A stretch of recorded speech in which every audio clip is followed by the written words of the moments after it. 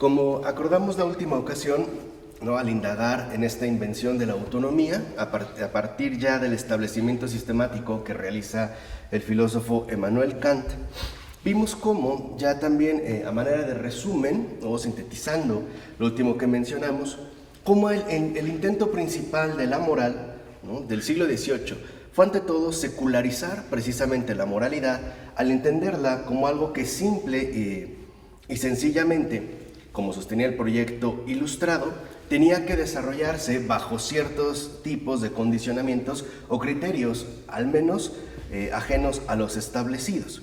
De tal forma que, aunque si bien es cierto que para la mayoría esto no invitaba directamente al ateísmo, sí implicaba, por ejemplo, limitar el control de Dios sobre la vida terrenal, sin que por ello, por ejemplo, se dejara de estimarle, ¿no?, al menos como algo fundamental para la moralidad. Así dijimos que íbamos a abordar ya el día de hoy los dos enfoques básicos que se suelen, digamos, asumir al momento de entender qué tan esencial es Dios precisamente para la moralidad, incluso dentro de estos proyectos. Y estos proyectos, digamos, estas posturas o estos enfoques suelen ser dos. Por un lado, lo que se conoce como el intelectualismo, o bien el voluntarismo. Estas son, por así decirlo a grandes rasgos, las dos posturas. ¿Qué pasa con el voluntarismo? Para los voluntaristas, por ejemplo, sostienen que Dios creó la moralidad y que nos la impone precisamente, ¿no?, por un gesto arbitrario de su voluntad. De tal manera que entonces lo fundamental para los voluntaristas es que Dios es quien creó la moral, ¿no?, la moralidad. Para el voluntarismo, ¿no?, Dios creó la moralidad. O sea, se identifica moralidad con la voluntad de Dios, que nos es transmitida a cada uno de nosotros. Pero, por otra parte, el intelectualismo sostiene más bien que Dios no creó la moralidad, sino que nos invita a que nosotros, por medio del ejercicio del intelecto, conozcamos justamente los valores eternos. O sea, para ellos, ¿no?, para el intelectualismo, Dios no crea la moral.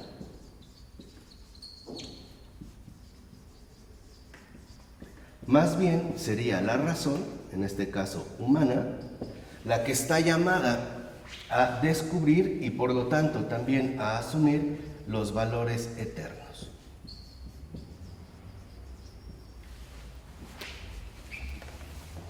¿Por qué la razón, no la mente? Porque bueno, se habla como la razón, como esta dimensión, digamos, intelectualmente más elevada de la condición humana. O sea, elevarse pues al nivel de la razón, de lo que nos haría distintos, por ejemplo, de otros seres, animales, y que aparte nos dignifica, precisamente en tantos seres racionales. Lo que pasa es que la noción de mente, en este sentido, es mucho más reciente, que se redujo a partir de un énfasis psicologista, pensar que todo está en la mente, mientras que la razón sería a la altura de la criatura racional que somos. Por eso se insiste en la razón. Entonces, esto, digamos, a final de cuentas, apunta a que si bien el intelectualismo sostiene que Dios no crea la moral, no por ello niega a Dios.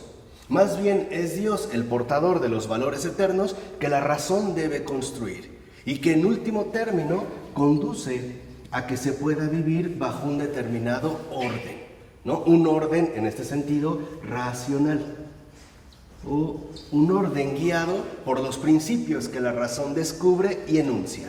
También en el caso del voluntarismo, aunque sostengan que Dios crea la moral, también el objetivo es que nosotros vivamos bajo un orden. Si ya no, vamos a decirlo así, netamente racional, por lo menos sí un orden práctico.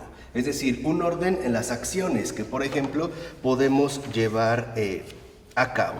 Ahora, lo fundamental que quiero que comprendamos es que al menos hasta el siglo XVIII, por lo menos al inicio de estos proyectos ilustrados, a excepción de los ateos radicales, ¿no?, es decir, aquellos que forman parte de la Ilustración radical y que, como dijimos, se pueden conocer bien a partir de este libro que lleva precisamente por título La Ilustración radical, de Jonathan Israel, inspirados en Spinoza, ¿no? Lo que se era claro es que moralidad y religión se vinculan, están vinculados. O sea, dentro de esta perspectiva, tanto para el intelectualismo como para el voluntarismo, la moralidad y la religión se vinculan. De hecho, tan se vinculan que la filosofía está llamada precisamente a mostrar la vinculación que ambas establecen y que darían, por decirlo de esta manera, como resultado el sistema moral. Ahora, lo que también es cierto es que esta filosofía del autogobierno, ¿no?, que ya describimos la ocasión anterior, fue también realizada tanto por filósofos religiosos como por filósofos no religiosos, o por lo menos no religiosos en el sentido más habitual. ¿Por qué era importante mencionar esta perspectiva? Porque son, digamos, como los ejes a partir de los cuales se les irá enfatizando conforme se vaya gestando poco a poco la filosofía del autogobierno. En este caso ya la invención de la autonomía. Ahora, para realizarlo y tener en claro en qué consiste, cuando por ejemplo digamos que un autor opta por el intelectualismo, tener presente que nos referimos a esto, o que algún otro autor se inclina más por el voluntarismo, o quizá una mezcla de ambas, etcétera, saber bien de qué estamos hablando, ¿no? Como aclaración de conceptos. Ahora, un punto central que no nos podemos brincar, porque de hecho nos sirve para entender la ruptura, ¿no?, incluso las diferencias que se van a ir estableciendo de manera gradual, sobre todo al inicio de la modernidad, al abordar la cuestión de la moral, es decir, al abordar a la moralidad. El referente obligado es Santo Tomás de Aquino, porque de hecho en gran medida es con él con quien se va a discutir. ¿Por qué? Y esto es fundamental, porque recordemos que Tomás de Aquino es como la referencia primordial que no solo va a servir como eje, ¿no?, instructivo para la Edad Media y los inicios de la Edad Moderna, sino que, ante todo, Tomás de Aquino logra dar un orden filosófico claro y cristiano a todo lo que anteriormente se había realizado, al menos en materia, por ejemplo, de moralidad. Entonces, en este, digamos, como condensado que realiza Tomás de Aquino, retoma lo que ya había sido aportado, por ejemplo, por la filosofía pagana, y él lo incorpora precisamente a la perspectiva cristiana. Lo enriquece, lo matiza, lo discute, porque algo es fundamental. Para un filósofo, no todo, por ejemplo, lo pagano es desechable o descartable. Ciertamente hay, como decía, por ejemplo, San Justino Mártir, estas semillas del verbo, que es importante destacar, recuperar, porque forman parte también de esta verdad que resplandece en cualquier lugar y bajo cualquier circunstancia. Entonces, el primer, digamos, referente que hay que tomar en cuenta es Santo Tomás de Aquino. Es, digamos, como la base central para entender los planteamientos que se van a poner en juego. ¿Qué pasa en este sentido? La obra central de Tomás de Aquino es la que se conoce como la Suma Teológica, ¿no?, o la Suma Theologica. Que esta suma es una especie de compendio o de resumen sumamente amplio de aquellos elementos que son fundamentales para establecer un orden tanto intelectual como moral, es decir, tanto un orden práctico como un orden teórico. Y en la Suma Teológica, por ejemplo, Tomás de Aquino da cuenta del derecho que contiene una visión de un universo jerárquico. Es decir, el primer paso que da Tomás de Aquino es hablar de un universo jerárquico, que hoy, por ejemplo, para nosotros está claro que es por lo menos difícilmente comprensible e incluso difícilmente asimilable, porque para nosotros todo aquello que suene a jerarquía nos suena a algo de entrada inaceptable.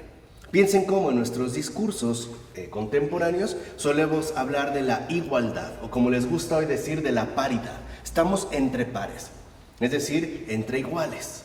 ¿Por qué? Porque el universo jerárquico supone de entrada que hay un orden establecido en términos verticales, si lo quieren ver así, de arriba hacia abajo y viceversa, de abajo hacia arriba. Mientras que nuestra comprensión del universo no es vertical, sino horizontal. Todo lo queremos ver en el plano de la igualdad. Hoy estamos convencidos que nadie es mayor que nadie o inferior. Todo lo queremos bajo un mismo plano. Pero Tomás de Aquino insiste en que en realidad este universo jerárquico expone una muy variada serie de seres creados, ¿no? O sea, este universo jerárquico se ve manifestado por la variedad que hay en torno, por ejemplo, a los seres creados, ¿no? Digamos, dentro de esta línea que nos interesa destacar. Entonces, lo primero que sostiene Tomás de Aquino es que esta serie de seres creados, ante todo, remiten a su principio primero, o a su primer principio, que es Dios. Dios es el que ha creado toda esta variación de seres. Y además, los ha creado precisamente con un propósito, para que comulguen entre sí de manera armoniosa. Y por eso imprime, vamos a decirlo así, su ley eterna, que es la ley eterna de la auténtica comunión, ¿no? De la auténtica vinculación. Podemos hablar pues de una vinculación creatural. Entonces, para Tomás de Aquino, ¿no? Resumiendo en este punto, los seres creados viven bajo la ley divina. Ahora, esta ley divina significa la ley de la vinculación creatural.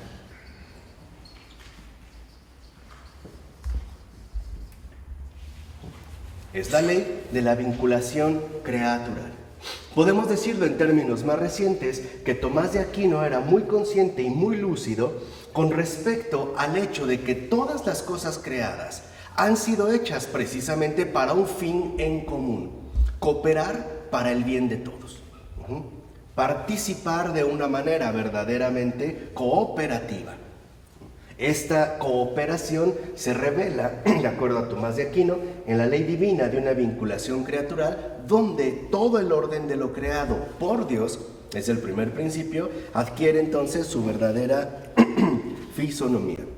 De fondo, sostiene también Tomás de Aquino, es que por ende nada ocurre fuera de la voluntad divina. Nada. Todo está finalmente, ¿no? Aconteciendo a partir de esta voluntad divina. Nada va en contra precisamente de la voluntad de Dios. Por eso va a decir Tomás de Aquino que Dios es el soberano supremo de su propio universo. De tal forma que entonces se establece ya un eje vertical, ¿no? De subordinación. O sea, dentro de este planteamiento, lo más importante es destacar que hay una diferencia radical entre Dios y las criaturas. En este punto inicial, ¿vale? Dios y sus criaturas. Esta es, digamos, la jerarquía principal o la jerarquía fundamental. Ahora, como no es un Dios abstracto, sino un Dios vivo, es decir, un Dios pura bondad, entonces todas las cosas precisamente fueron hechas para que sean buenas. Y no solo buenas, sino para que buscaran siempre lo bueno, de la manera en que a cada criatura le sea propia. O sea, el fin, en este sentido, de acuerdo con Tomás de Aquino, dijimos, es una vinculación creatural que nos conduce al bien general.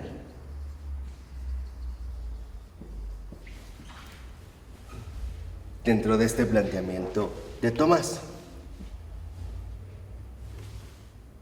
Ahora, Santo Tomás define el derecho natural y lo define de la siguiente manera.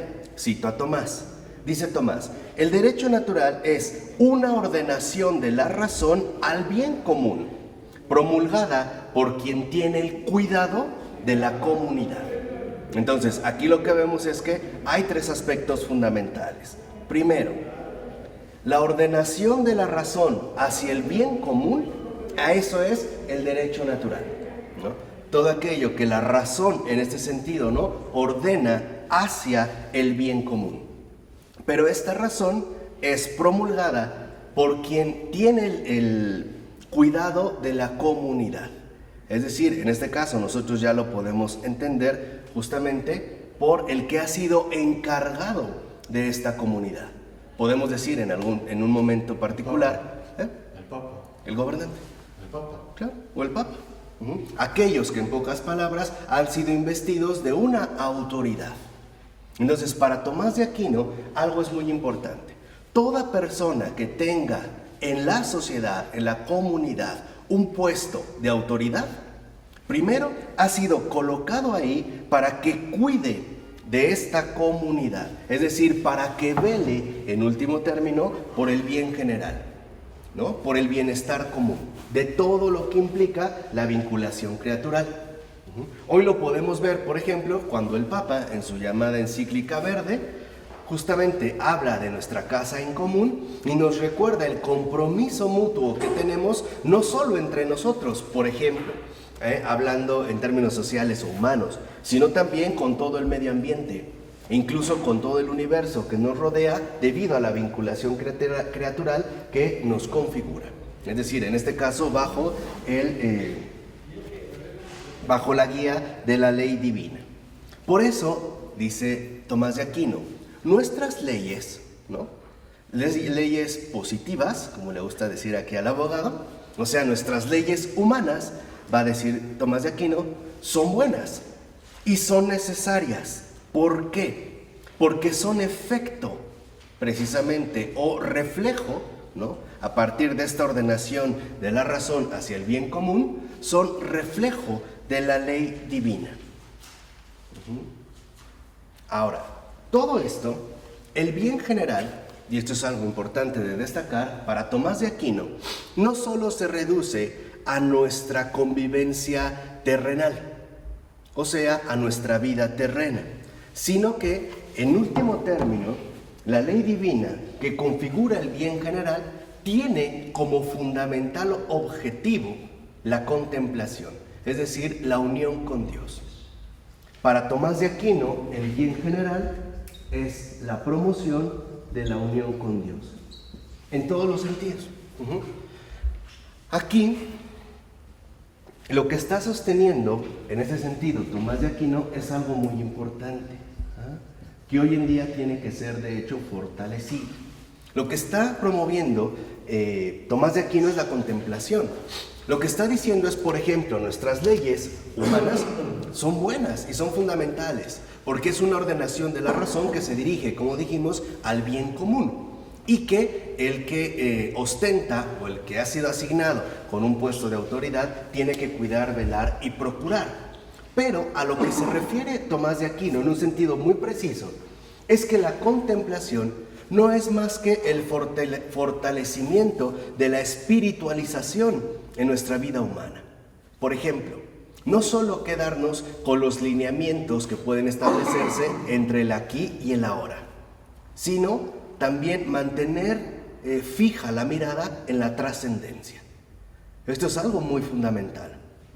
Por ejemplo, vamos a poner en un terreno muy sencillo, que si hoy en día, bajo este planteamiento tomista, como se suele, no me gusta la palabra tomista, pero en este planteamiento de Santo Tomás de Aquino, es que si a un niño se le enseña biología, por ejemplo, y se le enseña, no sé, el desarrollo de una flor o de una planta, no solo se le enseñe lo biológico, entendido por los procesos o los fenómenos materiales que podemos justamente nosotros comprender o conocer, sino que demos un paso más hacia el reconocer esa otra dimensión invisible que también forma parte de nuestra existencia concreta.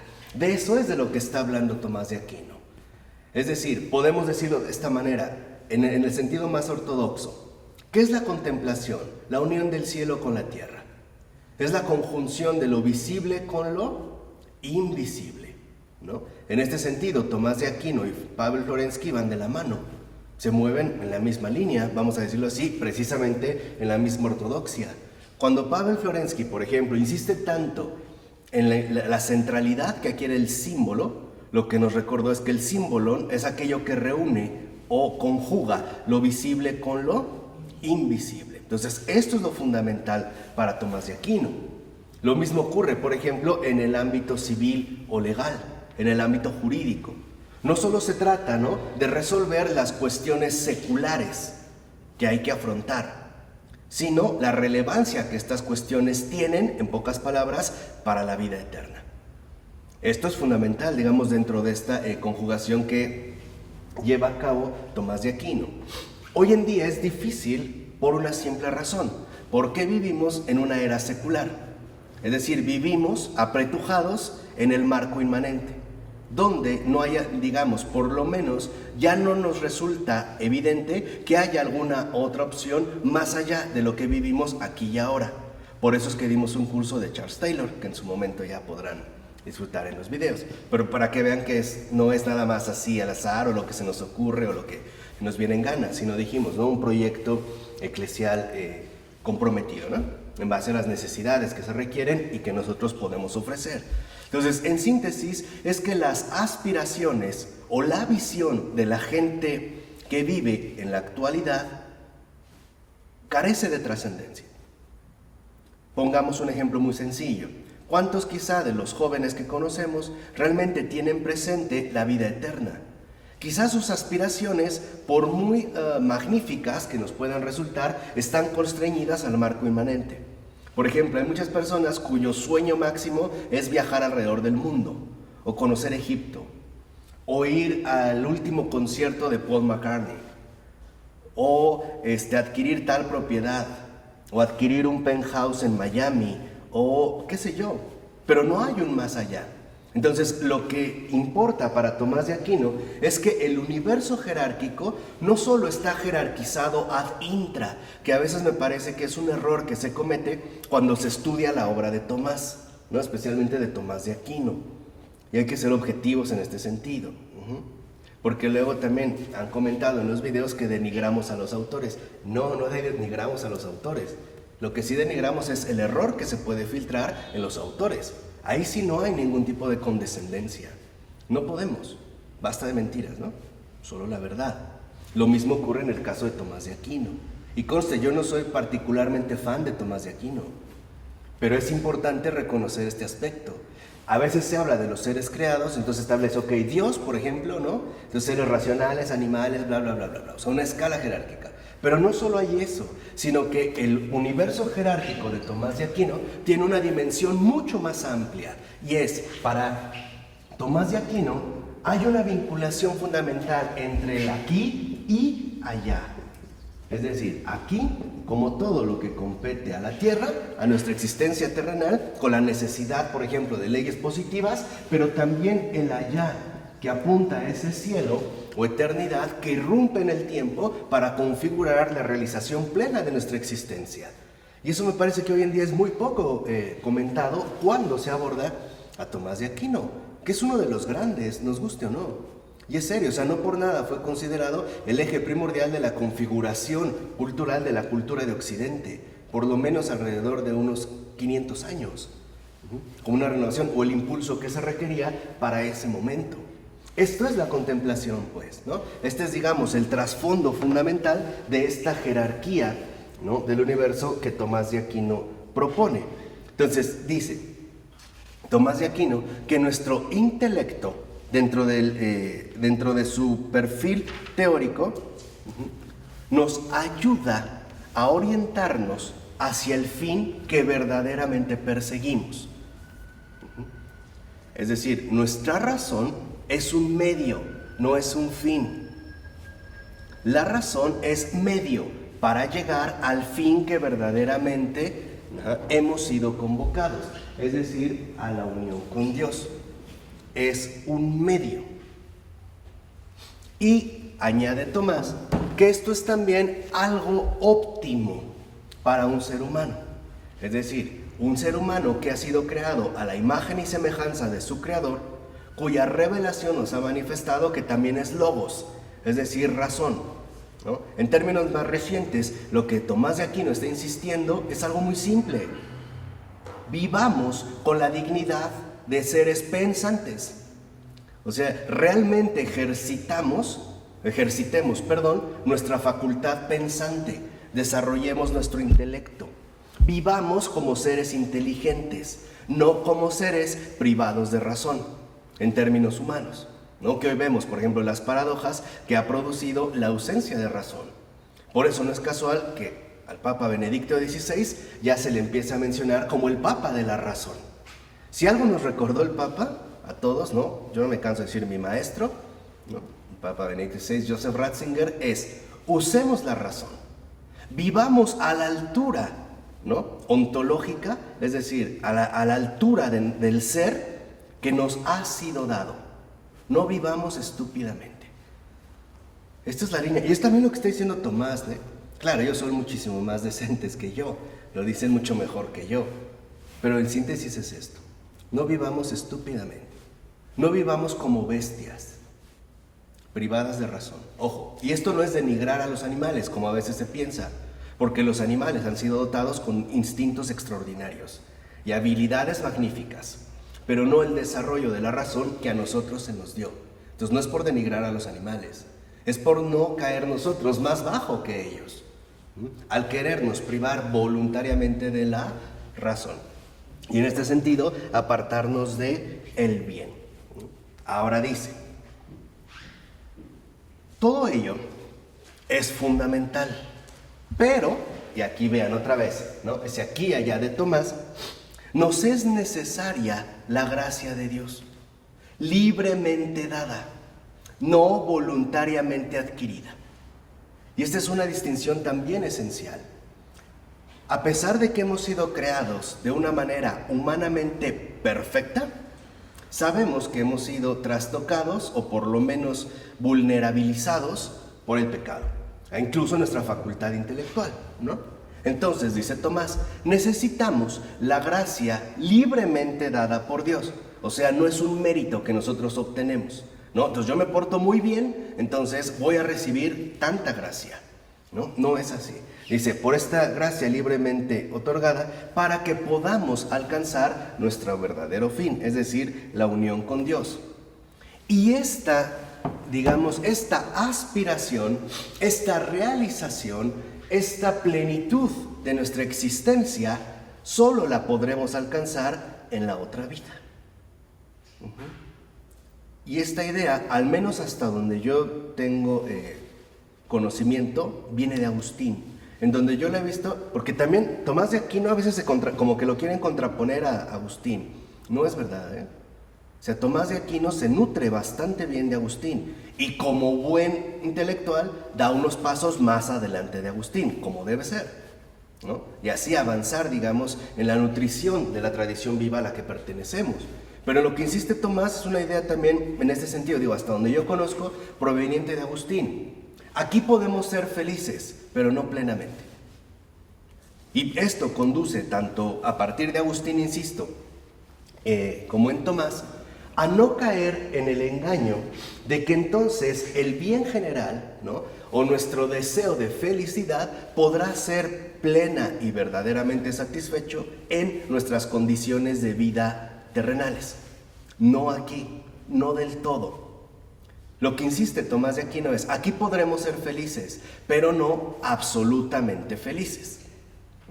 Y esto es algo fundamental. Dice, es también una orientación que la razón nos brinda para no caer en dos alternativas. Una, en la amargura, ¿no? Suponer que si la felicidad se tiene que alcanzar y conseguir plenamente aquí y no la logro, entonces entro en amargura de que la felicidad no existe o que todo es finalmente una especie de dolorosa existencia, ¿no?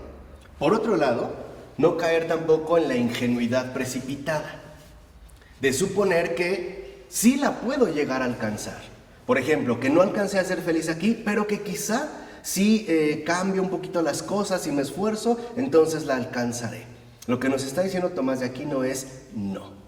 La verdadera realización de nuestra vida no está aquí. Pertenece al allá, ¿no? En ese sentido, digamos, a lo que nos trasciende dentro de este punto. Dice, pero por lo pronto es necesario vivir lo mejor que podamos. Por lo menos, ¿no? O sea, esto no se nos impide buscar lo mejor mientras podamos. De tal manera que entonces nosotros ejercitemos verdaderamente nuestro uso de razón, ¿no?, nutrida por la gracia, para el bien, pero también dejemos que la gracia ordene, en el sentido de poner orden en nuestra voluntad. Porque muchas veces nuestra propia voluntad lo que quiere no es lo mejor o no es bueno, ¿no? Entonces, para Tomás de Aquino es importante dejar actuar a Dios ya aquí en la tierra. Y eso es algo también primordial. Dejarlo obrar. ¿Cómo? Recibiendo la gracia que libremente nos aporta. Entonces, si lo ven, en último término, la clave central del planteamiento de Tomás al respecto es la obediencia. Dejarse guiar por aquel que es el bien, no solo que lo conoce, que Él es el bien, y aparte es el bien absoluto, el bien total.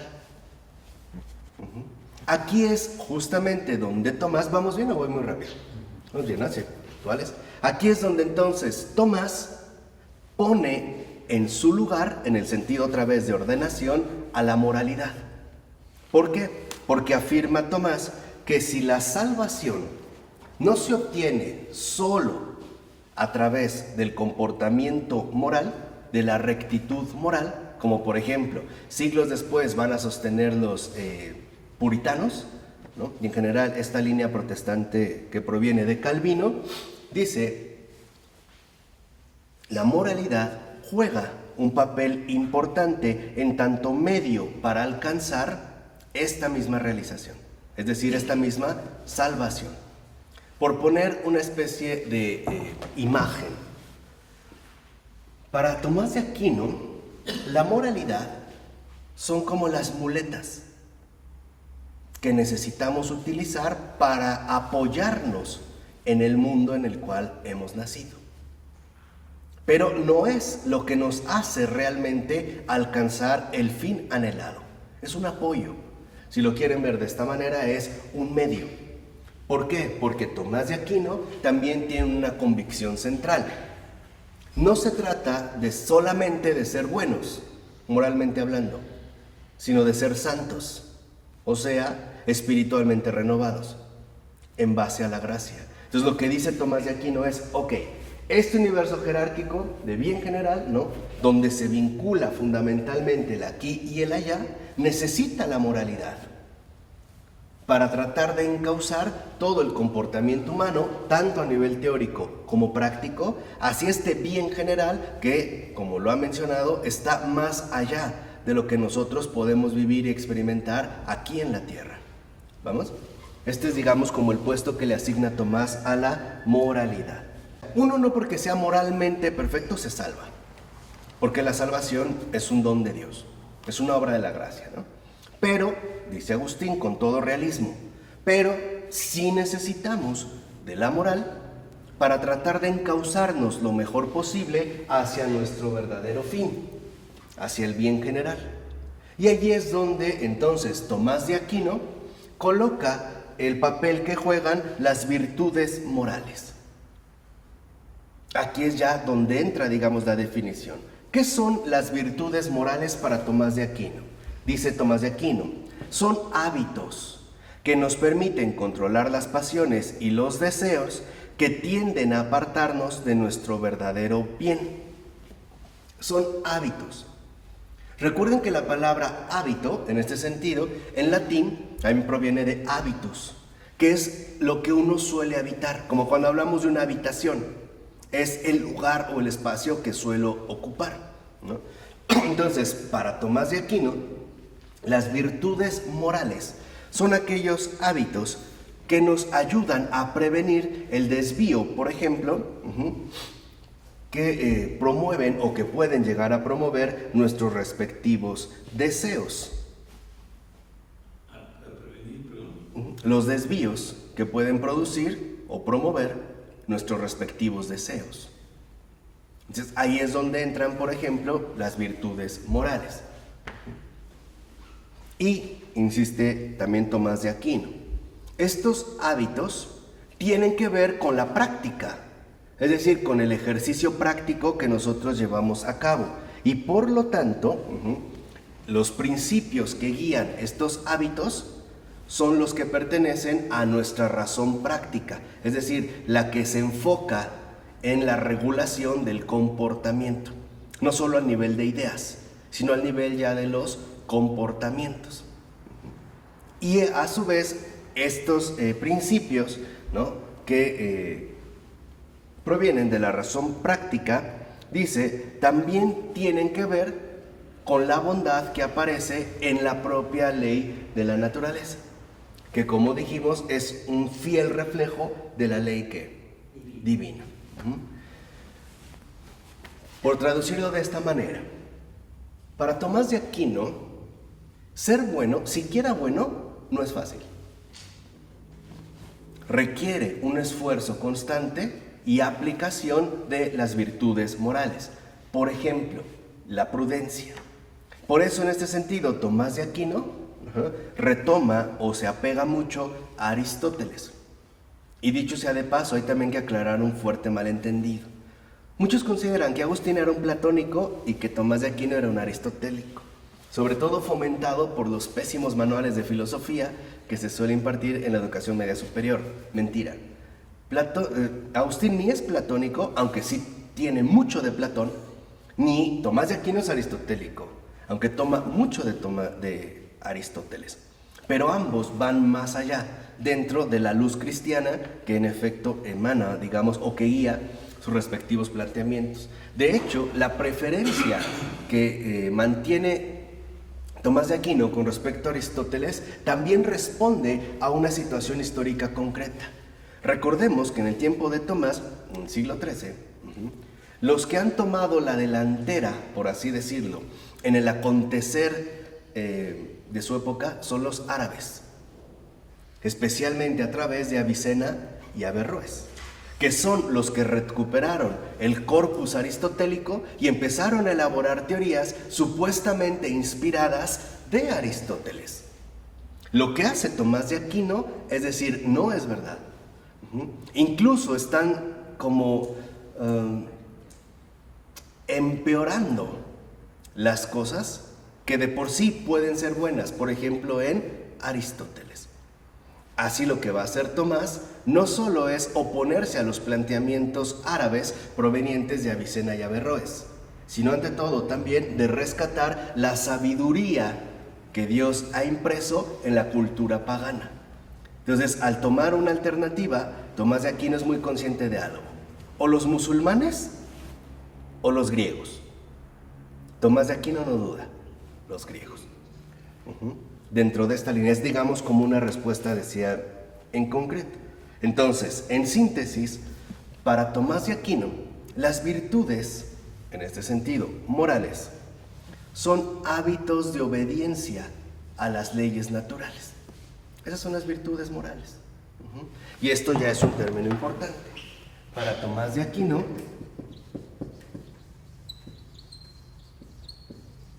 las virtudes morales son hábitos de obediencia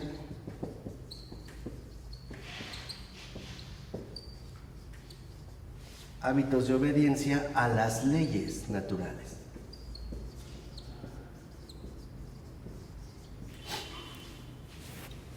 O sea, aquella dimensión que nuestra razón práctica nos descubre y que nos invita a transitar a través del ejercicio práctico, es decir, a través de nuestros comportamientos ordinarios. De tal manera que entonces, para Tomás de Aquino, no tenemos nunca pretextos para ser malos, aún siendo pecadores, No tenemos pretexto para ser malos, aún siendo pecadores. Porque para Tomás de Aquino está claro que en realidad las virtudes morales son estos ejercicios de obediencia, ¿no?, hacia las leyes naturales que todo ser humano, en tanto ser dotado de razón, puede llevar a cabo y puede ejercitar diariamente. Retomemos el punto de la prudencia. La prudencia me invita a asumir esta práctica dentro de la dimensión vivencial del día con día.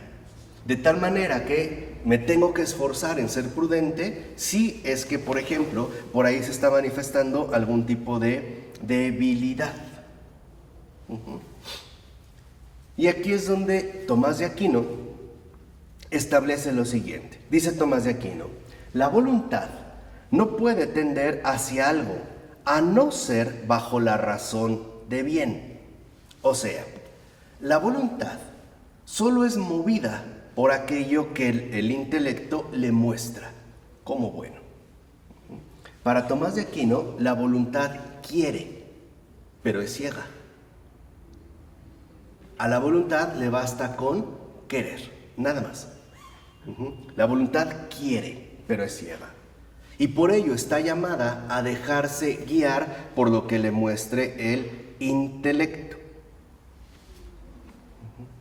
La voluntad quiere, pero tiene que ser guiada por el intelecto. Y el intelecto es el que le va a mostrar lo que es bueno. Así dirá Tomás de Aquino: el principio básico que la razón práctica exige es el siguiente. Y aquí es donde resume la moralidad Tomás de Aquino. Dice: el bien ha de hacerse y buscarse, el mal ha de evitarse. Esa es la ley fundamental. El bien siempre ha de buscarse y hacerse. El mal ha de evitarse. Ese, digamos, es como el principio básico de esta ley, ¿no? La ley que erige precisamente la razón práctica. Dice: por ello, Tomás de Aquino describe algunas tendencias naturales que poseemos. En tanto, siempre hacer el bien y siempre evitar el mal. Dice, estas tendencias naturales, por ejemplo, son 4. Primero, tendemos a preservarnos a nosotros mismos. O sea, hay un principio de autopreservación. Segundo, también tendemos a preservar y continuar la especie. O sea, también hay un deseo de reproducción, ¿no? Que no todo ni empiece ni acabe con nosotros, sino que se transmita a las siguientes generaciones. Tercero, la necesidad de conocimiento. También en otro principio tenemos necesidad de conocimiento. Y esta necesidad apuntala, en último término, al conocimiento de Dios. Conocimiento de los seres y, en último, el conocimiento del creador de estos seres. O sea, ir de lo visible a lo invisible. Y por último, el cuarto principio, dirá Tomás de Aquino, es vivir en sociedad. Esa es otra de nuestras tendencias naturales, ¿no? Tendemos a vivir en sociedad. De tal forma, entonces, dice Tomás de Aquino, que estos principios han sido conjugados precisamente por Cristo, en toda esta línea. Dice, cuando Cristo resume las leyes, nos dijo que amáramos a Dios sobre todas las cosas y a nuestro prójimo como a nosotros mismos, ¿no? Recuerda el Evangelio de Mateo, capítulo 22, versículos 37 y 39. Entonces, lo que para Tomás de Aquino es fundamental es que la naturaleza, la creación que Dios ha hecho, nos enseña a amar adecuadamente. Y esto es algo muy bello. Para Tomás de Aquino, el universo entero es también una gran escuela de amor.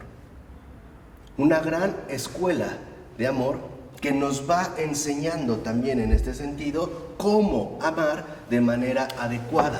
Y por eso es que se necesita la vinculación creatural. No solo se trata de establecer una especie de armonía benéfica, sino de contribución para acceder a eso, a lo que hemos sido llamados. Y hemos sido llamados a pertenecer por completo al amor. Esa es la unión con Dios. Amar total y plenamente. Entonces, para Tomás de Aquino, algo es fundamental. ¿Para qué sirven entonces las virtudes morales? Son ejercicios necesarios para no detener ni interrumpir el ejercicio en el amor. Por eso les decía, son como las muletas, que nos ayudan a caminar de una manera más adecuada aquí en la tierra, porque nuestra meta es el amor. Dios es amor. Entonces, cuidar el bien general, y esto es algo fundamental, no solo significa hacer el bien a secas, en términos morales, sino abrir finalmente la perspectiva para esa otra dimensión fundamental que exige el amor, es decir, la caridad. Por eso dice Santo Tomás, la verdad es la misma para todos los hombres, pero no todos la conocen igualmente. La verdad es la misma, o sea, la verdad es una, pero no todos la conocen igualmente. O sea, el conocimiento de la verdad es lo que varía. Hay una verdad, pero no todos la conocen igualmente. Y Tomás de Aquino sostiene que hay dos razones que explican esta desigualdad. La primera es la naturaleza pecaminosa que heredamos de Adán. ¿En qué consiste esta naturaleza pecaminosa? En que nuestra naturaleza ahora, al parecer, adquirió la costumbre de pecar. A eso se refiere, ¿no? Son palabras de Tomás. La costumbre de pecar. Y esta costumbre de pecar pueden eclipsar los lineamientos que la razón le indica. Por ejemplo, hacia el bien. La razón puede ser que le muestre que algo es bueno y no obstante la costumbre de pecar lo lleve o bien a ignorarlo o bien incluso a rechazarlo, ¿no? Tratando de obtener la autosatisfacción. Esa es la primera razón. La segunda, dice, es que algunas de las conclusiones que podemos obtener de las leyes de la naturaleza, que como hemos visto, ¿no?, conforman esta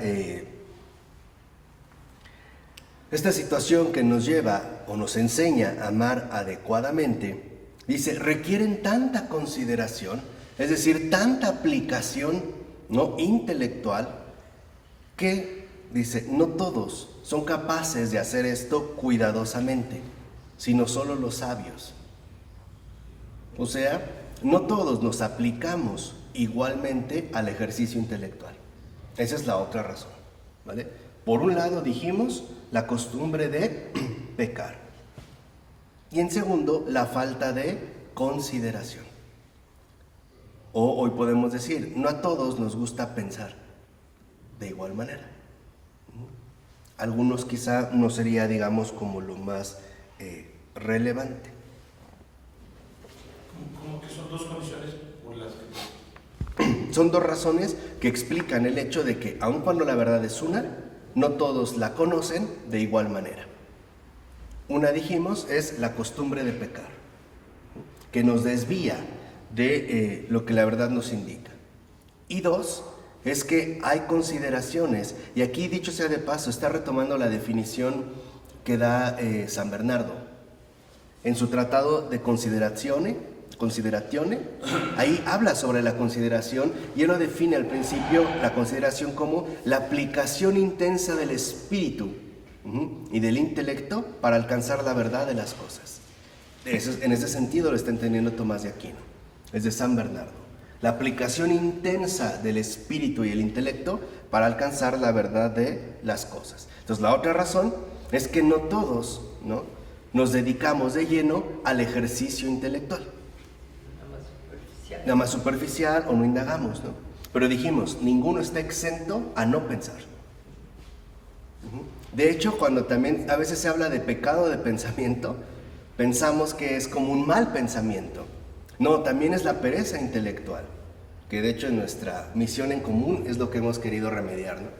Promover la recuperación del ejercicio intelectual. También la pereza intelectual es un pecado, en ese sentido de una falta con respecto hacia el bien que nos dirigimos. Dice, ahora, puede ser que los hombres elaboren leyes para sí mismos,